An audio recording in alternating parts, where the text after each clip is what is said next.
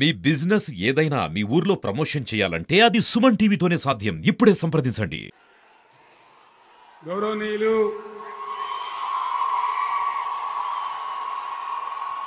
మాజీ మంత్రివర్యులు శ్రీ రెడ్డి నాయక్ గారు, మరో మాజీ మంత్రివర్యులు శ్రీమతి సత్యవతి రాథోడ్ గారు, జనగామ ఎమ్మెల్యే పల్లా రాజేశ్వరరెడ్డి గారు, మరో పార్లమెంట్ సభ్యులు గౌరవనీయులు రవిచంద్ర గారు, మహబూబాబాద్ బీఆర్ఎస్ పార్లమెంట్ అభ్యర్థి శ్రీమతి మాలోతు కవిత గారు, మాజీ శాసనసభ్యులు, స్థానిక సంస్థల ప్రజాప్రతినిధులు, ఇంత ఆవేశపూరితంగా 45 డిగ్రీల ఎండలో ఈ సమావేశానికి తరలివచ్చినటువంటి అన్నాదమ్ములకు, అక్కా చెల్లెలకు అందరికీ నమస్కారాలు. పార్లమెంట్ ఎన్నికలు జరుగుతున్న ఈ తరుణంలో మీ అందరూ కూడా ఇంత ఆవేశపూరితంగా ఇక్కడికి కదిలి రావడం చాలా సంతోషంగా ఉంది. అయితే ఈరోజు ఎక్కువ టైం లేదు నాకు. ఎలక్షన్ కమిషన్ నా మీద నిషేధం పెట్టింది. మీరు ఒక 5 నిమిషాలు కామ్గా ఉంటే మనం సభ ముగించుకోవచ్చు. మహబూబాబాద్ జిల్లా ఎంతో ప్రేమతో ఇది గిరిజన ప్రాంతమని, ఈ ప్రాంతంలో అభివృద్ధి రావాలని మనమందరం కూడా ఆలోచన చేసి రాష్ట్రంలో ఈ మారుమూల ప్రాంతంలో మనం మహబూబాబాద్ జిల్లా ఏర్పాటు చేసుకున్నాం. ఈరోజు ఈ రాష్ట్ర ప్రభుత్వం స్పష్టంగా చెప్తా ఉంది, మహబూబాబాద్ జిల్లాను రద్దు చేస్తామని చెప్తా ఉన్నది. నేను ఒక మాట మిమ్మల్ని అడుగుతా, మహబూబాబాద్ జిల్లా ఉండన్నా పోవన్నా? వినబడతలేదు. మహబూబాబాద్ జిల్లా ఉండన్నా? మహబూబాబాద్ జిల్లా ఉండానంటే, ఈ ముఖ్యమంత్రి మెడలు వంచానంటే,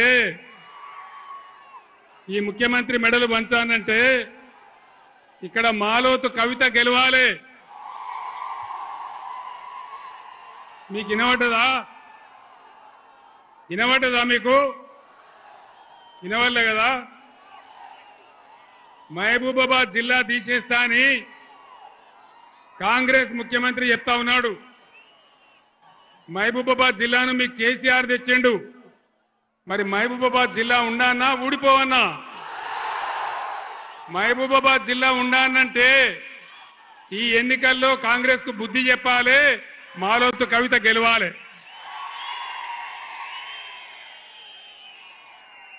ఈ ఏరియాలో తాగునీళ్ళు వచ్చేటివి కావు. కాంగ్రెస్ 50 ఏళ్ల పాలనలో ఎస్ఆర్ఎస్పీ స్టేజ్ 2 అని చెప్తే ఎన్నడూ కూడా నీళ్లు రాలే. వెన్నవరం కెనాల్ వచ్చే వరకు నీళ్లు రాలే. కాళేశ్వరం కట్టిన తర్వాత నేను చాలా కష్టపడి ఇక్కడ నాయకుల ఆధ్వర్యంలో వెన్నవరం కాలువ తవ్విన తర్వాతనే మనకు నీళ్లు వచ్చినాయి. ఆ విషయం మీకు తెలుసు. మీ అందరు నేను కోరేది ఒకటే, ఈ సంవత్సరం నీళ్లు రాలే.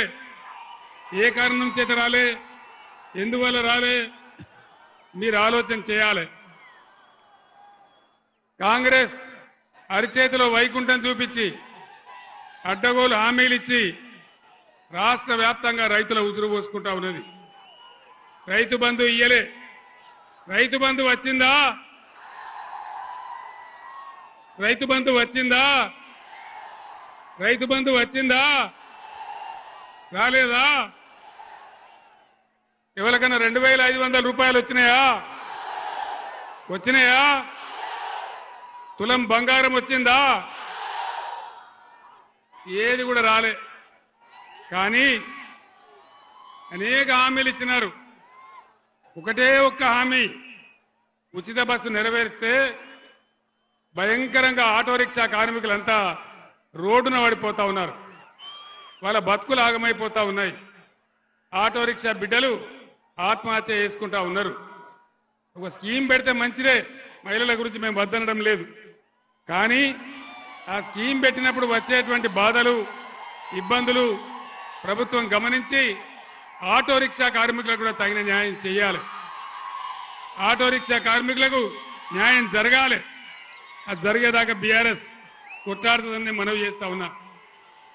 రైతు బంధు రాలే, కాలువలలో నీళ్ళు ఇయ్యలే, కరెంటు చక్కగా ఇయ్యలే, మళ్ళా బోర్ బండ్లన్నీ వస్తా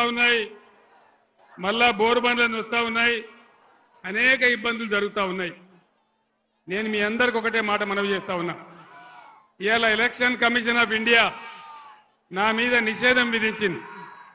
48 గంటలు కేసీఆర్ ప్రచారం చేయొద్దని, ప్రచారంలో పాల్గొవద్దని నా మీద నిషేధం విధించింది. మీ అందరు నేను ఒకటే కోరుతా ఉన్నా, ఒకటే మాట మనవి చేస్తా ఉన్నా. ఇదే రేవంత్ రెడ్డి నీ పేగులు మెడలేసుకుంటా, నీ గుడ్లు వీకుతా అని నా మీద అడ్డగోలు మాటలు మాట్లాడితే, ఇదే election commission of India Revanth Reddy మీద నిషేధం పెట్టలేదు, కానీ నా మీద పెట్టింది. నేను ఒక్కటే మాట చెప్తా ఉన్నా, లక్షలాదిగా ఉన్నటువంటి టీఆర్ఎస్ కార్యకర్తలు వారందరికీ కూడా నేను పిలిపిస్తా ఉన్నా. 48 గంటలు నా ప్రచారాన్ని నిషేధిస్తే మా అన్నదమ్ములు, మా టీఆర్ఎస్ బిడ్డలందరూ కూడా దాదాపు 96 గంటలు అవిశ్రాంతంగా పనిచేస్తారని మనవి చేస్తా ఉన్నా. ఇవాళ ఈ కాంగ్రెస్ దుష్ట పరిపాలనకు అనేక మంది రైతులు ఆత్మహత్యలు చేసుకున్నారు.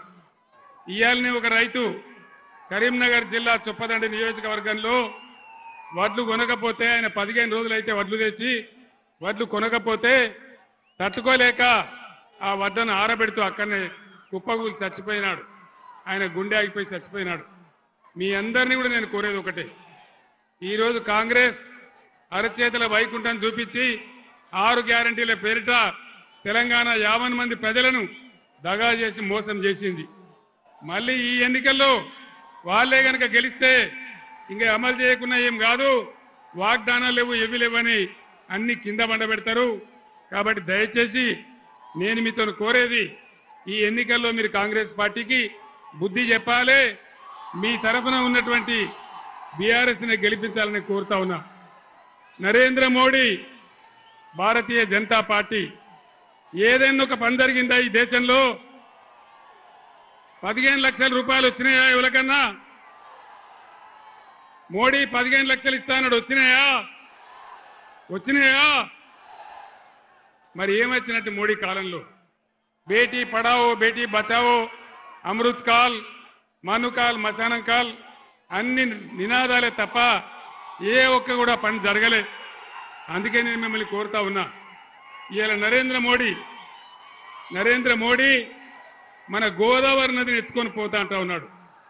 ముఖ్యమంత్రి ఏమో నోరు ముడేసుకొని కూర్చున్నాడు. ఇదివరకే కృష్ణా నదిని కేఆర్ఎంబీకి అప్పచెప్పినారు. అదేవిధంగా ఇవాళ అన్నీ కూడా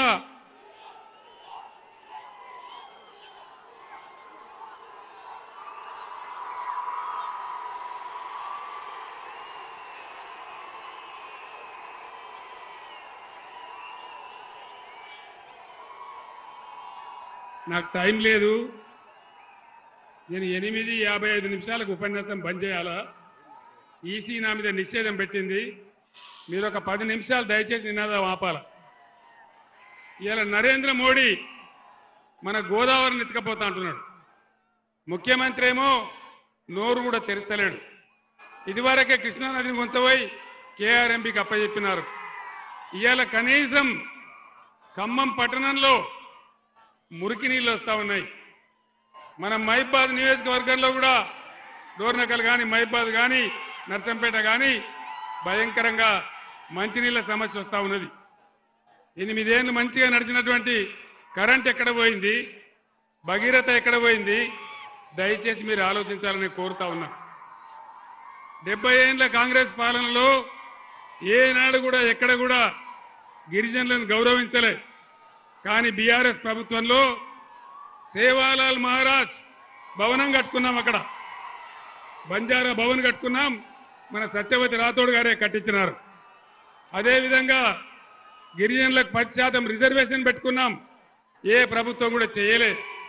గిరిజన తండాలన్నీ గ్రామ పంచాయతీలు చేసుకున్నాం, ఏ ప్రభుత్వం కూడా చేయలే.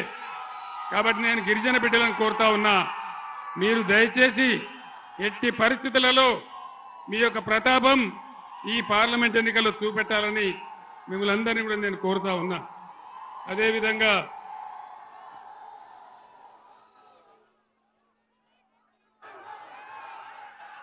రైతులకు కేసీఆర్ 10,000 ఇస్తుండు, మేము 15,000 ఇస్తామని చెప్పినారు. వచ్చినాయా 15,000? 15,000 వచ్చినాయా? 15,000 రాలే, పాత 10,000 కూడా రాలే. రైతు కూలీలకు నెలకు 1,200 రూపాయలు ఇస్తామని చెప్పినారు. ఏ రైతు కూలికి అన్న వచ్చిందా? ఏ రైతు కూలికి రాలే. ఒక్క ఉచిత బస్సు తప్ప 6 గ్యారంటీలు మొత్తం ఆగం చేసినారు, అందరిని ఆగం పట్టే ప్రయత్నం చేసినారు. ఇలా మంచినీళ్ళ బాధ, కరెంటు బాధ, రైతులు వడ్లు కొనే పరిస్థితి లేదు. 500 రూపాయలు రైతులకు బోనస్ ఇస్తామన్నారు, వడ్లకు ఇచ్చిండ్రా? బోనస్ ఇచ్చిండ్రా? రైతులకు 500 బోనస్ వచ్చిందా? 500 బోనస్ వచ్చిందా? ఎక్కడ కూడా రాలే, వచ్చే పరిస్థితి కూడా లేదు.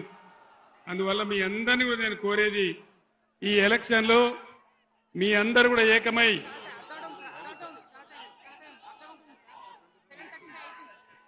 మీ అందరినీ కూడా నేను కోరేది, యువకులు, లంబాడా యువకులు, మేధావులు, గిరిజనులు అందరూ కూడా మీరు ఆలోచనతో పనిచేయాలి. ఆలోచనతో పనిచేస్తేనే మనం ముందు పోగలుగుతాం, విజయం సాధించగలుగుతాం. అందువల్ల ఒక పిచ్చి ఆవేశంలో కాకుండా బ్రహ్మాండంగా మీరందరూ విచక్షణతో ఆలోచించి, బీఆర్ఎస్ ఉన్నప్పుడు ఎట్లా ఉండే, ఇలా కాంగ్రెస్ వచ్చినాక ఈ 5 నెలల్లో ఎట్లా అయిపోయింది, దీనికి కారణమేంది, మీరందరూ కూడా ఆలోచించాలని మిమ్మల్ని అందరినీ కూడా నేను కోరుతా ఉన్నా. ఈరోజు ఇంత వయసు వచ్చిన తెలంగాణ ప్రజలను కాపాడాలని, తెలంగాణను ఎట్టి పరిస్థితులలో ఆగం కానియొద్దని నేను పోరాటం చేస్తా ఉన్నా. నా ప్రాణం ఉన్నంత వరకు తెలంగాణకు అన్యాయం జరగనివ్వను, ఎట్టి పరిస్థితుల్లో జరగనివ్వనని చెప్పి నేను మీకు హామీ ఇస్తా ఉన్నా. ఎన్నికల కమిషన్ నిషేధం ఉండడం వల్ల నేను ఎక్కువ మాట్లాడలేకపోతా ఉన్నా. కవిత బ్రహ్మాండమైన నాయకురాలు, మచ్చలేని మనిషి, పార్లమెంట్ సభ్యురాలిగా మీ అందరి ఆదరాభిమానాలు పొంది గత 5 ఏళ్లు బ్రహ్మాండంగా పనిచేసింది. ఈసారి కూడా కవితకు అవకాశం ఇస్తే రేపు పార్లమెంట్లో ఇతర ఎంపీలతో పాటు తెలంగాణ హక్కులు కాపాడడానికి, తెలంగాణ నీళ్లు తెలంగాణ కాపాడడానికి, తెలంగాణకు నిధులు రాబట్టడానికి, తెలంగాణ అస్తిత్వాన్ని రక్షించడానికి, తెలంగాణను ముందుకు తీసుకుపోవడానికి మీ సేవకురాలిగా పనిచేస్తుంది. కాబట్టి కవితను గెలిపించాలని నేను మీ అందరినీ కూడా కోరుతా ఉన్నా. ఈ రకంగా మీరందరూ మహబూబాబాద్లో ఈరోజు ఇంత పెద్ద ఎత్తున బ్రహ్మాండంగా తరలి వచ్చినారు. ఒక ఉప్పెనలాగా అసలు మహబూబాబాద్లో నేల ఈనిందా అన్నట్టుగా మీరంతా తన్నుకొని వచ్చారు. మీ అందరికీ కూడా ఇంత ఆవేశపూరితంగా వచ్చిన మీ అందరికీ పేరు పేరున నేను ధన్యవాదాలు తెలియజేస్తా ఉన్నా. అందరికీ తెలుసు బీఆర్ఎస్ యొక్క స్వప్రయోజనాలు ఏముండవు. ప్రతి క్షణం ప్రజల కోసం, ప్రతి క్షణం ప్రగతి కోసం, ప్రతి మాట ప్రజల కోసం, ప్రతి అడుగు ప్రజల కోసంగా బీఆర్ఎస్ తెలంగాణ ఇంటి పార్టీగా పనిచేస్తుంది. కాబట్టి బీఆర్ఎస్ ఆదరించి కవితను గెలిపించాలని కోరుతూ నేను సెలవు తీసుకుంటా ఉన్నా. జై తెలంగాణ, జై తెలంగాణ. కారు గుర్తుకే, కారు గుర్తుకే. జై తెలంగాణ, జై తెలంగాణ. ధన్యవాదాలు. జై తెలంగాణ.